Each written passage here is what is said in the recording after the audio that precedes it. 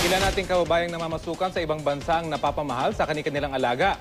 Tulad na lang ni Marining Bernardo na nagtrabaho bilang yaya sa Saudi Arabia noong dekada 80. Makalipas ang mahigit 20 taon, may napipinto silang reunion ng mga inalagaan niyang bata noon.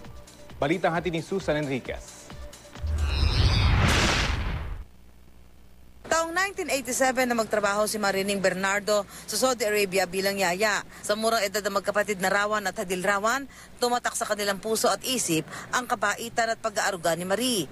Pero taong 1992, nagbalik Pinas na si Marie at iniwan na niya ang mga alaga.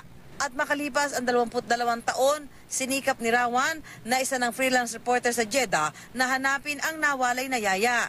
Ang kanyang paghahanap natapos sa bayan ng Candelaria sa Quezon. Ito na ngayon si Marie. Di maipaliwanag ang kanyang tuwa nang malamang posible pa palang magkita sila ng mga dati niyang alaga. Sabi ko siguro gusto lang niya talagang makita ko. Siyempre naging part na rin nila ako ng pamilya nila. Ako ganun din. Tinuturing ni Marie na malaking swerte na maayos ang pamilyang napagtrabahuhan niya.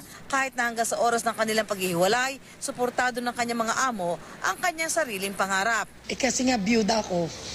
Tapos yung kapatid ko nasa Bahrain, tapos naman ako, sabi ko kay ma'am noon, ma'am magpo-for-good na po ako.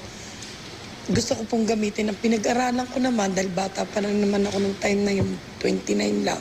Hindi pa tiyak kung kailan at paano muli magkikita si Marie, Rawan at Hadil. Hindi rin daw sigurado si Marie sa kanyang magiging reaksyon, pero ang mga ningning sa kanyang mga mata na ang nangungusap.